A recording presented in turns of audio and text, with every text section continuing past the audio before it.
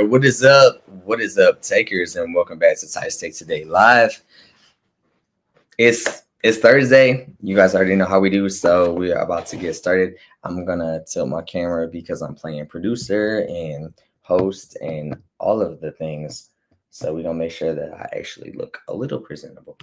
We're coming up on tonight's show. We are talking to an amazing creative and poet by the name of Brandon B Notes Poetry. So we're about to dive into that conversation. I see y'all already watching, so go ahead, share this on Facebook and YouTube and all of your social media platforms. And for those of you that may be new to the show, be sure to follow us on Instagram at It's Ties Take Today, as well as go ahead and like us on Facebook as well at It's Ties Take Today. Go ahead and also subscribe to us on YouTube at It's Ties Take Today. And you guys can get caught up on all previous 45 episodes of Ties Take Today Live, as well as see some behind the scenes content, as well as who's coming up next on the show. So we're talking like The Agency, who is currently streaming on Tubi. So if y'all are looking for something to watch into this weekend, be sure to go ahead and stream that, because we're going to continue talking to the stars and the producers of The Agency that's currently streaming on Tubi. But tonight's conversation, we are talking to Brandon. So if you're old school and you just want something to read, go ahead and check us out, sizetakeToday.com. And then if you're watching on Facebook or YouTube, be sure to stream and comment with your thoughts, and if you have any questions for our guests as well. All of that being said, now that I got through that, like I said, if you guys want to comment and share your thoughts, I know people are already streaming and watching and checking in, so I'm gonna add our guests to the conversation so we can get the party started on this Thursday night. What's going on, Brandon? Hey, what's going on? What is up? What is up? Thank you so much for joining us. I know we're going to be sharing some of your work, and I'm really just super excited to have this conversation and get to know who you are and introduce you to our audience if they're not familiar with who you are already. And my camera is going crazy, so I'm just like, the OCD in me is like, get this figured out, but yeah, I really just want to start by introducing yourself to our audience and really like how you got started. All right. Well, first and foremost, thank you for having me. Thank you for, everybody for watching. What's up, y'all? Let's see. Let's take it back. Back in the day, 1942. No, I'm kidding.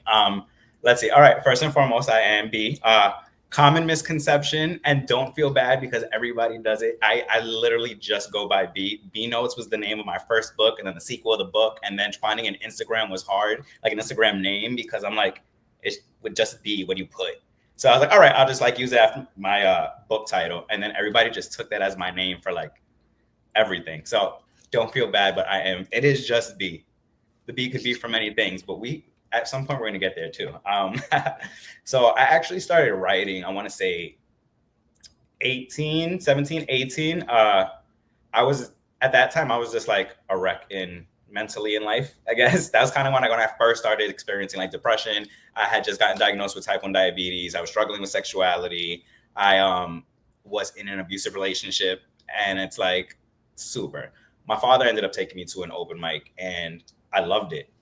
So then I started writing from there, and it literally was just from that moment on, just something that kept on kind of happening throughout the years in a way that I used it a lot to handle my emotions and express my emotions, because that was one thing I had a lot of, I think to this day, I still have difficulty sometimes doing.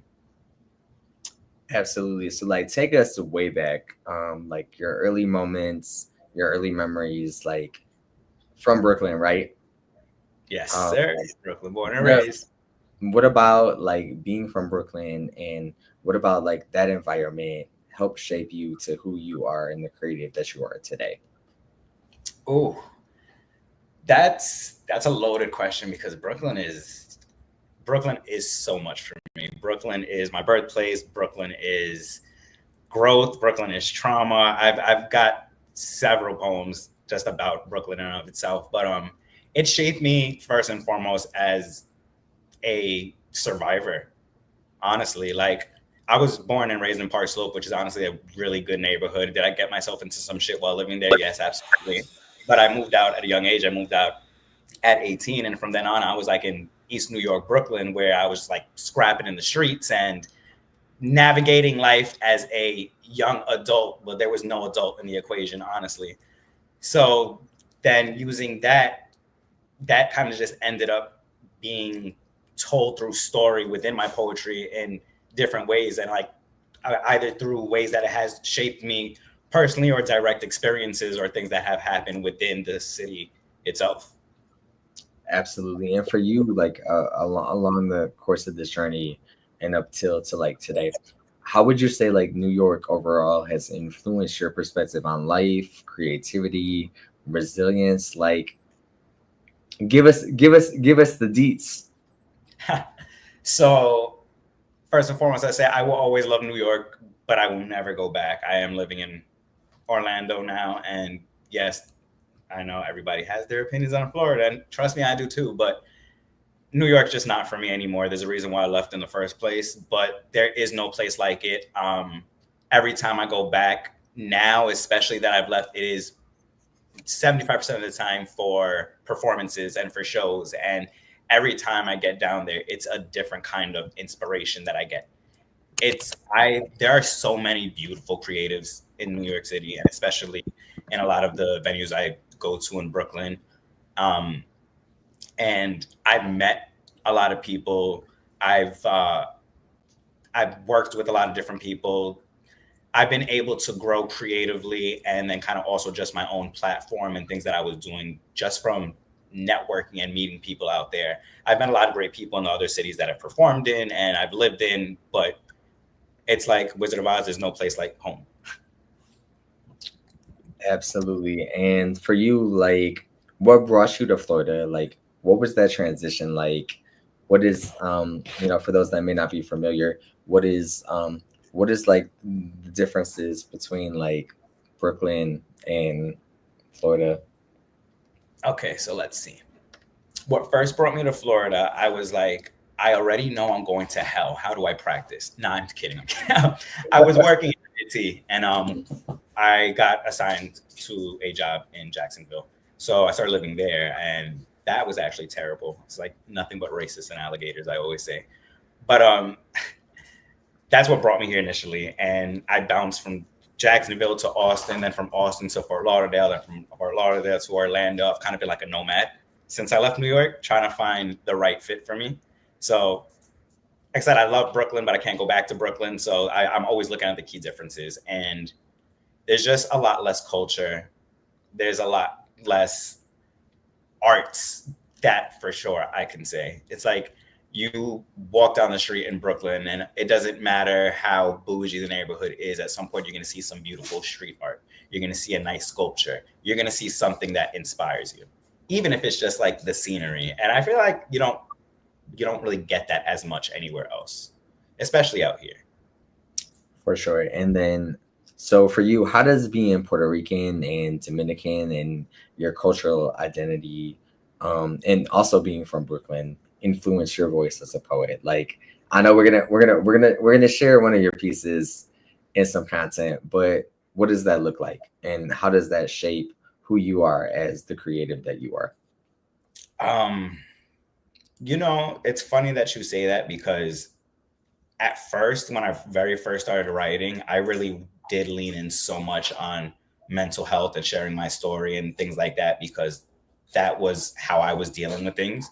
And then as I grew as an artist and I started performing more, I realized that my voice has an impact and there are things that need to be spoken on. And there are things that people are afraid to say or are afraid to say as bluntly as I would love to say it. So that's where I come in and I'll say what needs to be said or what I feel needs to be said. For sure. And B, for you, see, I caught on. Do you find a difference in how communities in Brooklyn versus Florida embrace art and poetry, or like has there been any challenges that you've experienced thus far? Listen, you couldn't spit without hitting an open mic spot in Brooklyn. It's dead out here in Orlando. There are a few spots. I've been trying to look around. There's one I've been meaning to go to that seems like it can be cool, but there was one that I went to that I actually walked out because they were at the door charging $30 for the audience member and for the artist. And I'm like, that is actually insane. So you want me to pay you to give your audience a show and everybody's paying the same thing? I get if you need money to, you know, for a production or whatever you end up doing there. But at the end of the day, it was I'm trying to watch my language.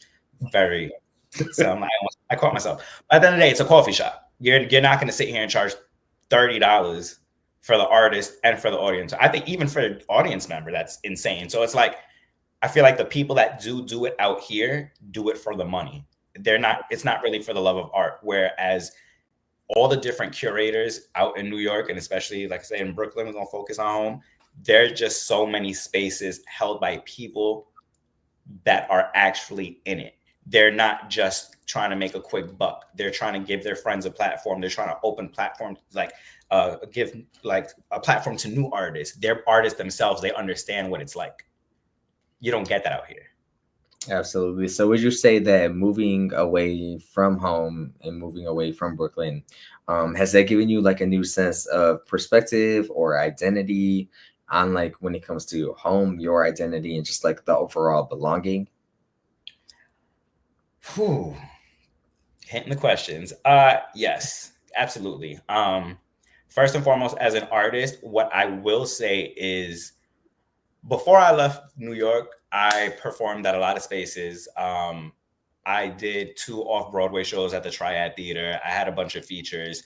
So I really not only got a name for myself before I left, but I really sharpened my skills as a performer. So anywhere I came out here and got an opportunity to perform, I was like wholly embraced because people were impressed with my diction, with how I perform, how I present myself. But that's all confidence that I built from back home. And that's something that I will always credit back to, you know, the people that helped me out and just everything about home. That's that New York touch that you're not going to find everywhere, honestly. But outside of that, I feel like I have no community, and I haven't been able to find community anywhere. I just feel like my personality is too strong for some places, or I don't mess with certain spaces, and it's just it could be me. I'm fully saying it could be me, but I also just kind of don't feel like I've found that place where I have a full community yet. That's not home, and I actually don't mind it because at the end of the day, home is less than a 3-hour flight away. And we're gonna dive in more and dissect all of this, because I know you're also an author. You have an audiobook, so we're gonna talk about all of your projects now that's currently out, and as well as what you have going on moving forward. So I'm gonna ask you one more question, and then we're gonna share a piece of yours of you performing live, if that's cool. Yeah, no.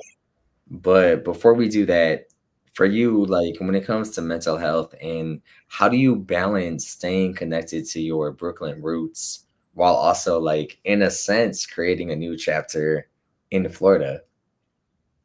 Like, what's the secret to success? So my mentor back in New York, honestly, secret success is 2 steps. And she taught me this. She actually wrote the foreword for the book and then recorded the foreword for the audiobook. Shout out to Alana, greatest mentor ever. Simple plan to success is 2 things. First one is have a plan. Second is don't fuck it up. Damn it, my language. Sorry, y'all. But yeah, that's it. No, have a plan. It's authentic. It's not corporate owned, like independent. Like, be you, for sure. Me is a lot of curses, and throw that out there now. I'm sorry, y'all. All right, so then I mean, at this point, we're gonna go ahead and share one of your pieces, and we'll talk about it afterwards. And let's go ahead and roll the clip. Poet and dirty sex. I knew you never expect that juxtaposition. Maya Angelou vibes. You act like you got diamonds at the meanings of your thighs, but when I get the temperature high, put the pressure with every thrust inside, like I'm trying to create mines of precious gems along each line of your private substance. Navigate seamlessly like I got a compass. Beat it relentlessly while you screaming in ecstasy. Your creative juice brushes while you wondering, If I've been so bad, why you fuck me so good? Till that moment you never understood poetic justice. But by all means, keep fronting and acting disgusted like this little discussion wasn't your every sexual fantasy encompassed in this poetic production. You'd be doing yourself an injustice. Trust it. So we can kiss mouths, you can get filled up, picked out, explode and spill out like my pen onto paper when I whip it out, when I print it out, when I spit it out, or you can dip out and go on without. Just remember the next time someone asks, have you ever had sex with a poet? You think back to this moment and tell them that you missed out. Poem. All right. B. At the end. Welcome back for those that are just tuning in on a Thursday. We're talking with poet creative B. And what's it like having sex with a poet? Because Oh my God. you answered the question, but that was just a little snippet of your work. And I mean, where do you pull the inspiration from, and what generated that? Honestly, it's funny because I have a lot of very serious poetry, but I do have my bundle of erotic poetry, which will be packaged and distributed very soon in a very different way. I promise. I've been talking about it for way too long, but it's coming out. So that's what I like to call my poetry.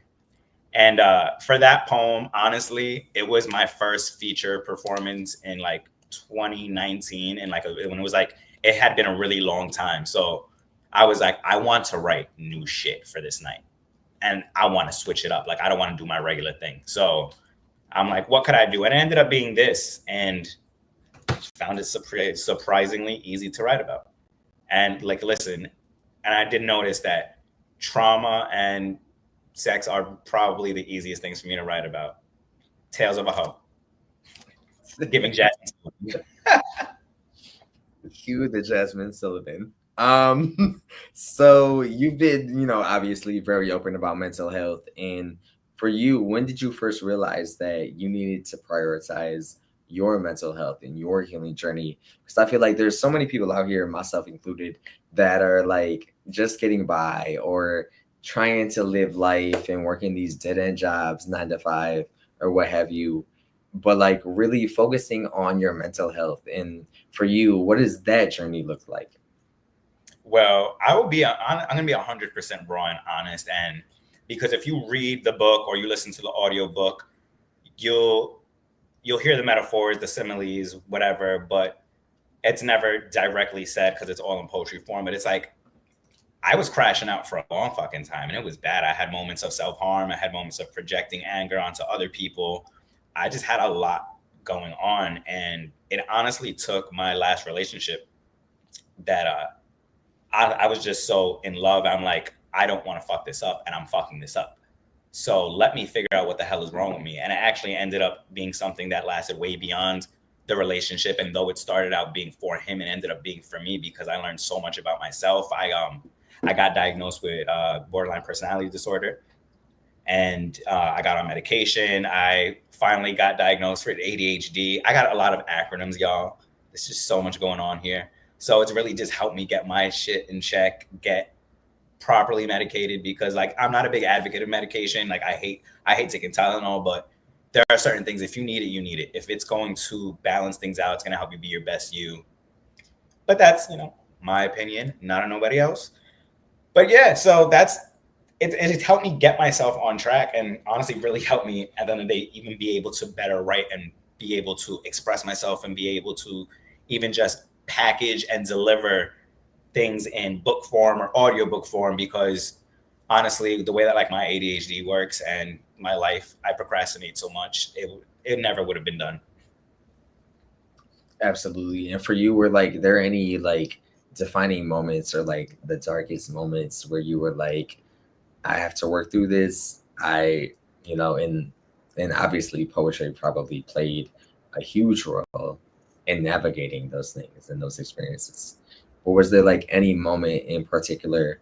And then also for those people that are watching that may be going through some things and just need some type of advice, some type of words of wisdom to move forward. Any advice? give to? And I'm gonna be fair with y'all. There was a moment back in 2021. I had just ended things with that ex that I was talking about.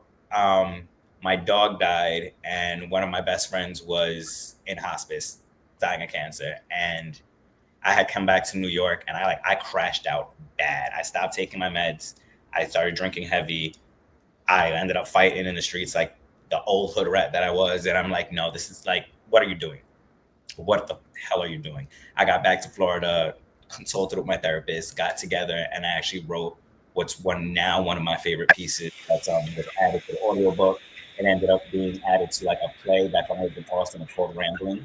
It's super long. It's like 7.5 minutes, but actually really helped me navigate in my mind a lot of the things that I was going through. Absolutely. And I feel like it's like going through your own thing is one thing, and like trying to figure out life and be the best version of you. But also like when it comes to like, for example, like dealing with a partner that may be sick or may not be in the best health, and like trying to navigate all of that also while being a creative is very intense and overwhelming at times, to say the least. Absolutely. All right. So for you, like, do you feel that talking openly about like mental health, and I feel like mental health has this stigma associated, like we're men, we don't cry, we don't express emotions. Um, so especially when it comes like for you, what has your experience been with, communities of color and like still having that stigma, like whether it's negatively about mental health? Um, and for you, like overall, how do you hope that your work as the creative you are changes that narrative? Honestly, I feel like especially my loved ones and within my family, they just love me in general, but they also just love to see me succeed, and they love to see me doing well. So when it comes to my poetry, they've listened, and it's it's breaking stigmas more than anything. It's like, instead of the just like, you're not crazy, you don't have to do this A, B, and C. Now they get to listen, because it's like a real description of it. And it's almost like a pretty picture. It's like, oh my God, his craziness rhymes. I love this shit. And then they start to understand more. I don't know. It works with people. You got to make things rhyme or simple, apparently. Paint a pretty picture for them. But in my experience, it's now breaking stigmas and working and speaking about mental health. At first it was hard. Like, I would get on stage and shake tremendously. Like, I can't believe I'm about to do this in front of strangers. And I'll never forget, there's this super old poem that I wrote when I like first started writing, and it's called Purple Haze and Razor Blades. Self-explanatory, I think. And after I performed it, I walked off stage. There's a woman that just grabbed me by the arm and like hugged me and kind of told me how she related, and we exchanged stories and talked. And I'm like, oh, that's kind of when I first started realizing my words do reach people. There is somebody out there. It's not just me. And that means me doing this means they know it's not just them. Absolutely. So I got a couple more questions for you, B. But first, I think B is gonna drop something that's not like officially released. So I'm gonna give you the floor. Okay, you know what? I'm gonna actually, because see, I'm so indecisive with life, and that's just how I am. So I'm gonna let you choose, right? You either get a poem that wasn't included in the audiobook that I had originally recorded a track for and decided not to include it, or you get one of the poetry poems of the next coming project. Oh, let's do the next coming project. All right. Ready? If y'all are in the chat watching on Facebook Live and YouTube, the comments are coming in. We're gonna share the comments after this conversation. But and it's about to get very NSFW. I'm telling everybody now. Like, I don't play. Happy weekend. Shout outs to Brandy, because Brandy's watching too. So shout outs to Brandy, the bartender. That's what we're gonna call her. Let me make sure this is the full one. All right. Yes, it is. All right. So this is actually the name of my genre and the name of the project. It's in the name of the poem. It's poetry. I know everyone likes sweet words of poetry, but I want to write you books of poetry. Let me imprint my poems on your body. Be a poet, while I put you onto a new piece of art. You and I create a new bodies of work. Treat you like the beginning of one of my new pieces. Feel the pieces and creases out. Figure out which route I'm going to go with my mouth. Eat you out like the words I feed to my audience when I spit them out. Clean up every drop of your artistic creation when you drip it out. I don't want to beat around the bush. I'm just trying to go straight into eating around your goods. Tongue you down while you scream speeches in tongues like you stepped up to the podium. Spit, lick, and suck just like I should. No trypophobia. I'm not scared of any of your hoes. I'm just trying to see how far this thing goes. Frankly, I want to fuck you. For a moment, let's forget the metaphors and similes, alliteration, and hyperbole. I'm not trying to be Nicholas, but I'm feeling some sparks. No notebook romance, just trying to tear you apart like pages out my notepad when I'm letting my frustrations out. Have your thighs on me like shoulder pads, taste you from the inside out. How about I eat it from beneath you? Tell me if that entices you. Gripping shower tiles while we're cheek to cheek, does that sound exciting to you? Shower you in love or gold, whatever it takes to get a hold on inside of you. I want to sex you on a sectional. Get in between sections of you, flip you over, move you around, try another direction or few, bend you, twist you like a pretzel, baby. I'm even down to wrestle. WWE, SmackDown with BDE, have you submitting in 1, 2, 3. I want to fuck you from Friday to Sunday, right in the back of my Hyundai, prop you up on the center console, see just how far back your legs go. Put it deep inside your asshole. I know that sounds a little rash, though. I told you I was being frank from the get-go. Let your heavy breath spark up my windows, whore written through the smoke as the car rocks to our own tempo. And if you got a man or one that believes to me, show him some videos of my poetry. Or better yet, open up that Google Drive and show him how I take you for a ride. Mirror it on the TV so he can see a man that knows how to beat. Make you see double like Chloe and Halle. Forgive me, not really, but damn, I wonder what he think of me. Come climb up on brand. Take that disrespectful dick, Dominican dick that I want to give my soul to you every time I see it. Demon dick. Now that's really on brand. I fuck you on the lights flashing, synchronize our claps with that of thunderstorms, make you feel like the mattress is floating on air, cloud 9, put you right where you belong in Wonderland like the Alice cartoon. Fuck you, you fuck me back under shrouds of shrooms, never mind the rabbit, he ain't coming anytime soon. My fingertips make your hairs rise like my dick does every time I mention the sensual, salacious situation of us sexting. Suggested dick pic, I send it. Thighs quivering when your phone says new message. But do you get the message? Because this poetry ain't meant to be no love ballad, composition, or sonnet. More about us fucking like stallions, changing positions while you bouncing up on it. I want you to take my honesty like you take my joint. Raw. Sprinkle some sticky in the sheets. Roll up these raws. Light it up when I put it upside your jaw. I want to see more than what that mouth could do. Surprise yourself, take the magic stick, show you some tricks that you ain't never knew. Play the fruit by the foot challenge, slurp it up from the tip of my package. Your mouth staying silent, but your eyes telling me how much they want it. Promise, it'll feel good even when it feels wrong. If I could lyricize every stroke, it would be your favorite song. No shortcomings, straight strolls in your holes while you moan along. I'm trying to fuck freestyle some poetry. I wouldn't mind if you wrote along. Home. B dropping it for y'all on a Thursday night, not even ready for the weekend yet. So it's a holiday weekend. It started in Sunday. The weekend is here. So for you, like taking those personal experiences or like you just took us to the bedroom.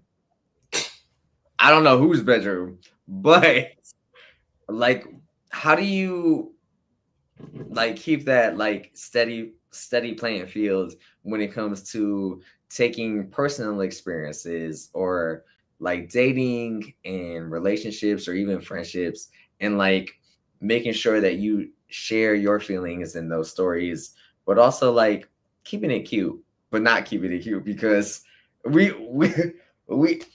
where's Bianca Belair? Because I feel like Bianca Belair and Montez in the bedroom is the vibe. But for you, like as a creative, what's that balance look like? Because I'm sure you got friends and family and partner that like where's that balance for you as a creative?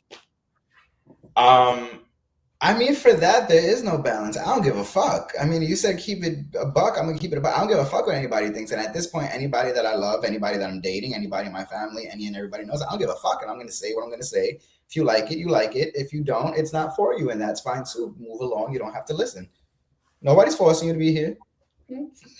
Poetry is my one thing that I'm not gonna tame in any way. And when it comes to erotic poetry, I love it because, like, yes, I have experiences, but I love storytelling in different ways. I love being able to dress up these actual personal experiences into something that's relatable, that's not like, it's not directly referencing something that at least it sounds like to you, but the person that it's about, they're going to be like, oh shit, I know exactly what they're talking about right now. But it just sounds like a hot erotic poem to everybody else. So that's why I say it's for who it's for, and it's not for who it's not. Absolutely. So for you, how do you personally And I do want to say on the hold up. As I do want to say also on the honestly, I lost the thought. Never mind. Go on.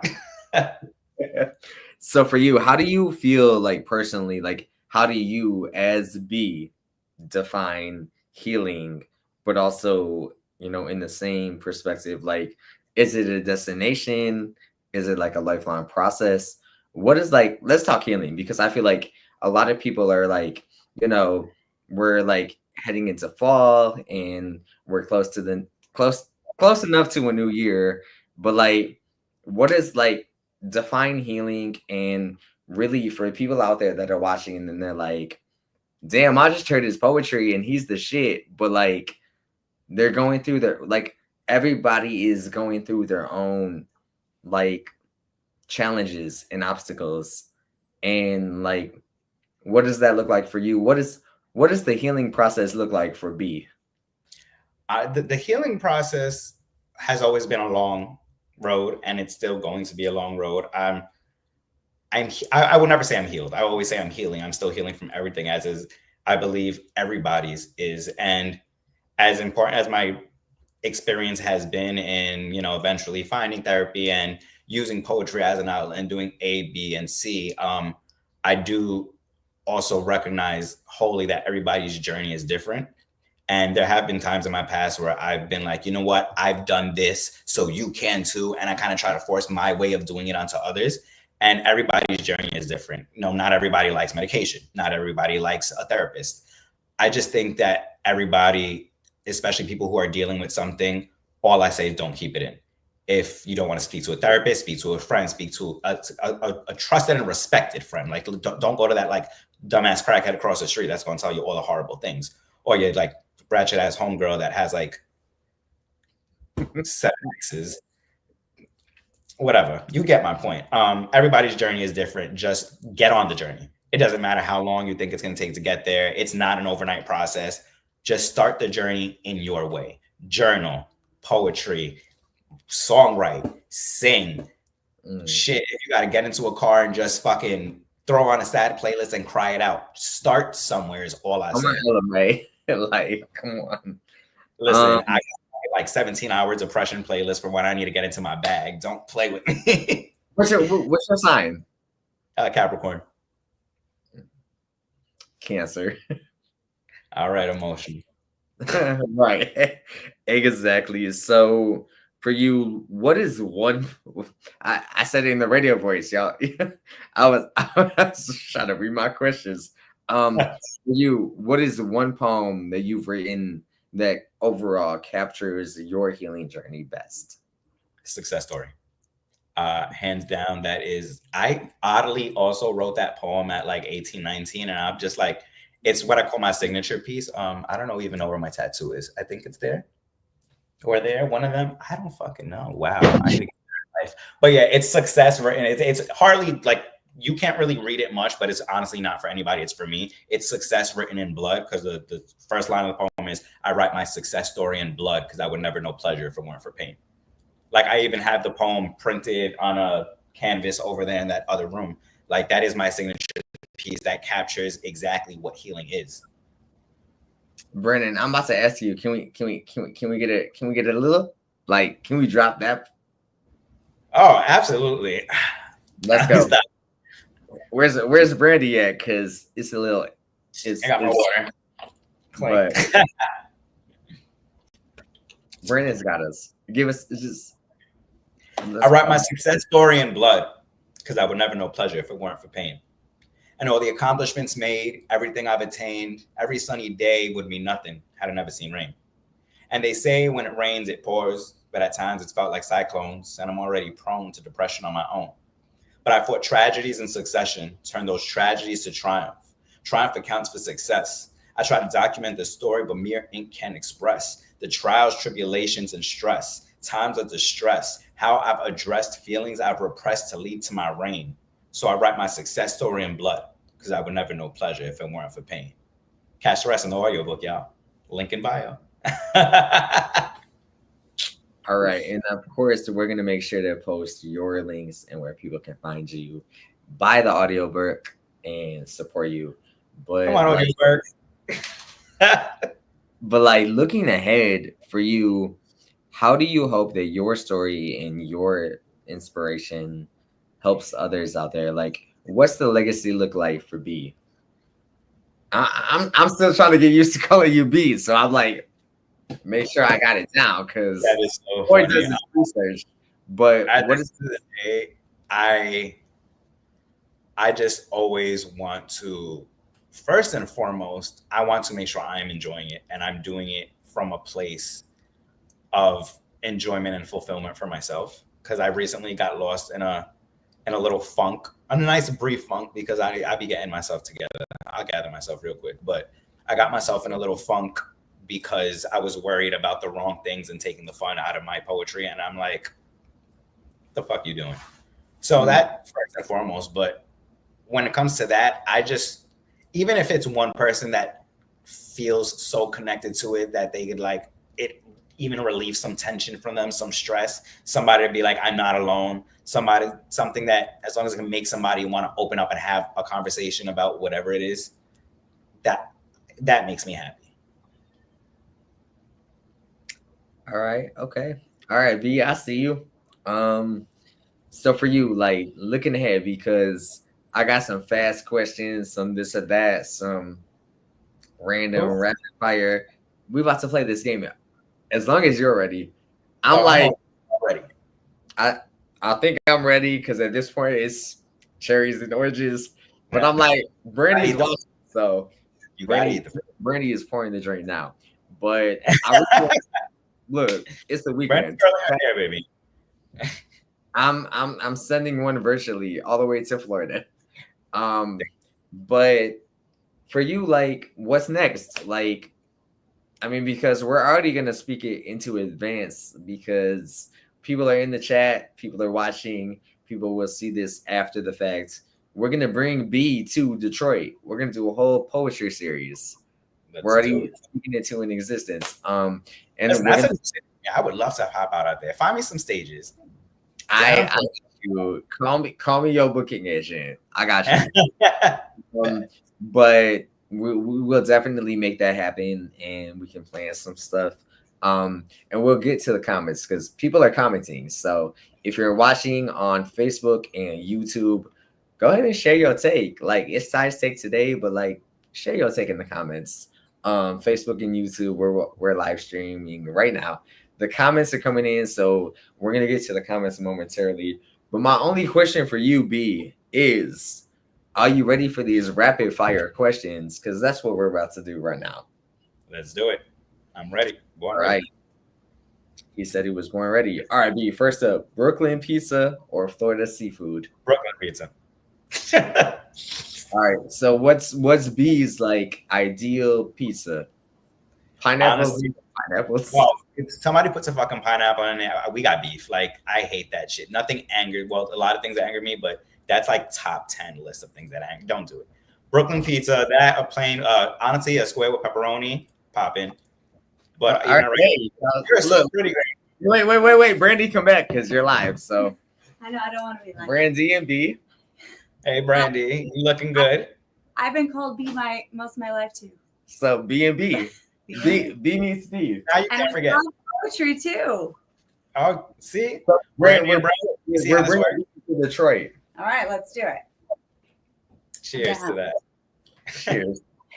There's his cheers. There's- I'm actually his landlord, not his bartender, Same thing, different day. and good friend, so I'll take it. Oh, they're chatting. Look, Brandy came in and they were like, "Oh, they're in the chat." So, Brandy, you wanna ask the next question?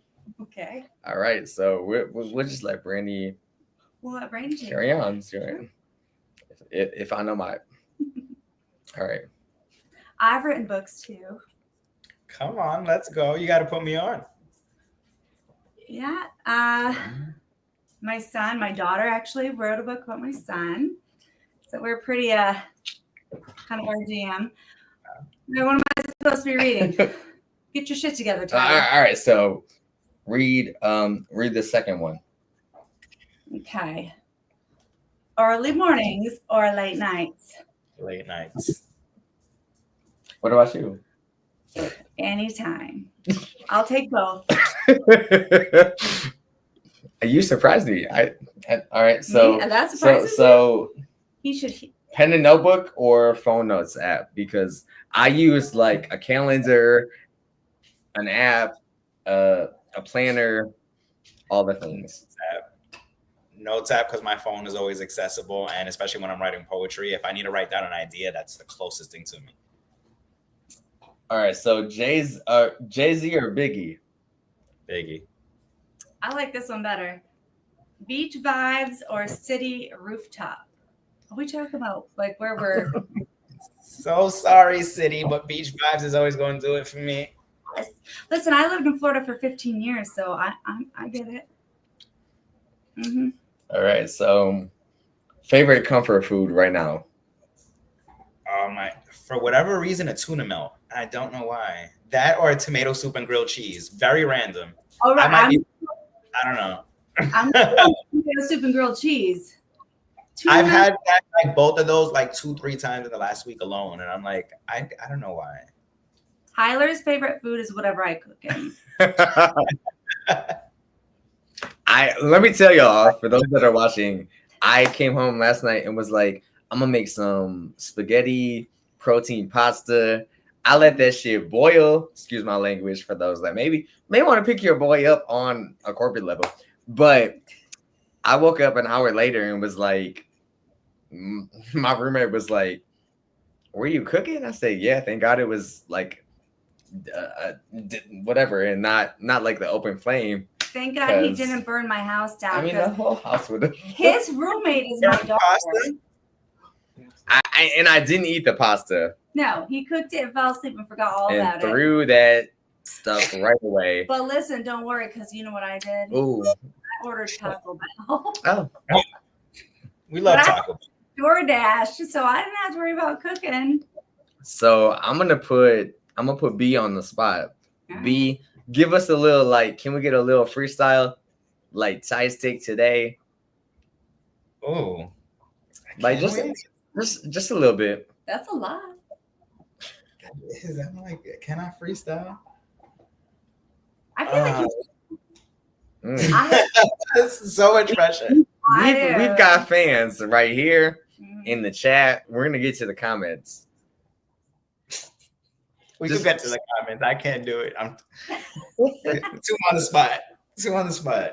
Hmm. All right, so if you could perform anywhere in the world, where would it be? Oh, wow. I think probably the only place that really still matters to me, and I think it's closed for now, but they're gonna reopen, is the Apollo. Let's go back in New York. Let me do the Apollo, and I'm good. I was able to do like as soon as I did the triad, and that's like where Gaga got her start. That's such an infamous off-Broadway theater. I was like, you know what? Flip's hair. I did this twice. Like, very proud of myself. So I've never really thought of other like places that I've like, oh my God, I dream of performing here. Like if I go, right? But the Apollo is definitely a place I would love to perform at. Yeah, that'd be amazing. For sure. So tattoos with meaning or just for the art? Do you have any tats? He does. He already has one. I know, but Everywhere. Yes, I have a lot of tats, and every single one has meaning. Like there's not one that hasn't been without it, even the smallest one.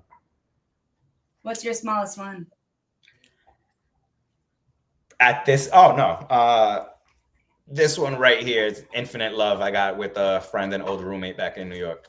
And is that the affinity symbol with it on the heart? Yeah. So like Infinite Love. Yeah, I love that. I love That's it. nice. I love it. Thank you. All right. So first word that comes to mind when you hear Brooklyn, aside from home. No, aside from home, boy, which sounds weird, but I've just been on this Brooklyn boy thing for a very long time. Recently, especially. I just dropped the visual, y'all, so you can also catch that in my IG. I'm gonna just throw that out there for just a Brooklyn boy. So that's like immediately. Absolutely. And we're gonna share actually the screen right now so that people can follow you on social media. So let's go ahead and give them that and just talk to everybody about where they can buy the audiobook, where they can listen to the audiobook. What is next for B? Period. I'll look at my page. Everything's so nice. So the link for the audiobook is in bio. I'm selling it through Gumroad right now because it's a self-released. When it came down to this book, I did everything by myself. That covers me, the mastering, mixing, everything is all me. So I started selling it independently. I'm gonna move it to like Audible and them soon. I just have to now reformat every single track, reformat the cover. It's a lot of extra work, and I am a team of uno. So until then, they can get it from link in bio, but most of that goes to me, which honestly is better because although this is not for the money, as a person that spent a lot of money on this and also put his heart, soul, and trauma into this, it's better that I get most of the percentage and not Amazon. So that's super. You deserve Thank you. But yeah, I just dropped it. I just found my new co-host and she don't even know yet. So, lastly, if you weren't writing poetry, if you weren't the creative that you are today, what do you think that you would be doing? I feel like in some other universe, I would be acting. Like I always say I should lean into it. And I kind of did it briefly in Austin and people told me lean into it. I'm who I am as a person with a very short attention span. So to get like headshots done, try to find an agent or submit it on different sites. I barely make it through the day, but in some other universe, I'm a really good actor. I had commented earlier when you were talking about ADHD. I was just literally, I think a month ago, diagnosed with adult ADHD. I've known I had it my entire life.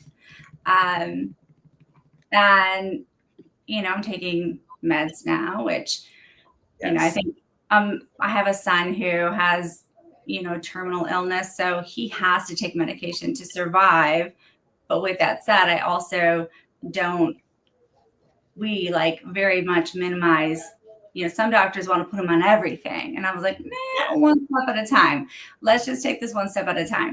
So I totally get some people, it's not for them, but I'm with you. I am functioning so much better now that I actually have a doctor saying, yeah, you're right. I don't know how this got missed when you were a kid, because I was like, I've always been this way. Right. Felt that. Absolutely. So before you get out of here, we're going to get to the comments. So shout outs to Brandy. She said, I love that. Just be can't mean so much. I think that was your comment. It was. And there's a reason I said that. So my daughter was unfortunately part of the Oxford High School shooting in Michigan. Gunshots through her classroom door, lost some dear friends. It was a very, very traumatic thing. I was getting text messages from her I didn't know I was going to see her again. It was terrifying. And there was this woman in our community in Oxford who crocheted all these little bumblebees with this little tag on it that said, just be. And it was like, just be strong, just be you, just be brave, just be whatever it is you need to be in that moment, in that day. And I thought that that was such a strong message. So when you said that, I was like, I love him. we're bringing B to Detroit. We're gonna get to some other comments too, but I think it's so important, and for people to take like these types of conversations and relate to, and it's important conversations and inspiration. Like we need to be more having these conversations. So shout outs to my mom. She said, "Good job, Tyler. My number one, always watching." So I love you. Shout outs to my great grandma. She's watching as well. And Grandma. she said, "Doing a good job." So I'm gonna show y'all comments because y'all are rocking with me. Also, I think Sean Murphy checking in said, "Enjoying the conversation." Brandy, when B and I were talking earlier, said, "Damn, speak." So you're dropping gems. Well, that was when you were telling your erotic poem. I was like, You said, "Ooh." You said, "Ooh." tell me more. The poetry. I'm down for the poetry. I love the whole it. time I muted myself because I was like, "Tell me no sound effects. Just listen." So, Bray Mond on YouTube, I believe, said, "That's my friend," and then Kyle checking in on YouTube said, "You wild," and then That means he loves you. he said, "Amen." So B was just dropping gems. So everybody is in the chat and dropping gems for B. Kalur, me proud. Clap emojis. Kyle said, back to the pizza conversation, pineapple is everything with ham. At this point, I just want like a double red sauce, spinach, extra garlic. I'm not kissing nobody, so Is this your dinner request? yeah. Uh-huh. Let's go. Not you subtly throwing your request behind you. I just, specifically like this. If someone so happens to hear. I know how he works. Anthony Dunkley said, "On the spot would be too much pressure for me too. LOL." I'm still trying to be like, come on, B, give us. Can even if it's not a freestyle, can we get? Let's just have one more. Leave this man alone. All right, no, I got you. I'm gonna just hit you with that. Just a small freestyle for the. All right. For the takers. It's just for the B, because B and the B could be for Brandon, or it could be my brand, and it could be blazing hands, Brooklyn boy, businessman, brazen, belligerent, brash, bold, or brilliant, breathtaking, broken, berserk, or bohemian. B could also be for Brandy. I'm just saying. All right, so B, go ahead and tell everybody where to follow you on social media. Thank you so much Thank you for joining us as well. Like the B, so we got B, we got Brandy, we got my last name is Belts, like the B's. All right, gang. But yeah, you can follow me on Instagram at B Notes Poetry. I think it was on the screen, but it's very simple spelling. For now, that's where I also have a TikTok. I keep forgetting the TikTok is not my generation. I'm going to learn how to work the TikTok at some point. I have 2 videos up there. We're going to get there. I'm going to eventually open up a YouTube channel for my longer videos. And yeah, just follow my Instagram for now, and all the updates will always be from right there. And is the TikTok B Notes Poetry as well? Yes, it sure is. I'll be following after this. All right. B, thank you so much for joining us. We're bringing B to Detroit real soon. Stay tuned. Let me know. Make it happen. Love and peace. All right. All right. Thank you so much. That's going to do it for tonight's episode of Thai Steak Today. Thank you so much for joining me and being my bartender, because it's the weekend somewhere or here. But be sure to follow Bino's Poetry on Instagram, on TikTok, and we're going to keep it rolling with more episodes every Thursday and Sunday, 6 p.m. Eastern. We're on the screen right here. You see us? Oh, damn. We're there. Damn, we look good. No, that's a little But bit for shout me. outs to B and shout outs to everybody watching. We're gonna roll through the comments one more time, just because if you feel like we didn't give you the attention. Brandy is curling her hair. I was trying to. I wasn't done. I came up here to be your bartender. So can I go finish curling my hair now? Yes. And then on that note, shout outs to Kyle checking in as well. Shout outs to Color Be Proud on YouTube. Shout outs to Anthony Dunkley. And shout outs to everybody watching. Shout outs to my mom. I see you. Shout outs to my great grandma and just everybody watching. So if you aren't already, be sure to follow us on social media. Instagram at Thai Steak Today, Facebook, and all other things, ThaiSteakToday.com, and Instagram at It's Thai Steak Today, Facebook.com/It's Thai Steak Today. And of course, be sure to subscribe to us on YouTube at It's Thai Steak Today. And be sure to stay tuned for more episodes and more content, more behind the scenes, and just living life. So, all right, we out.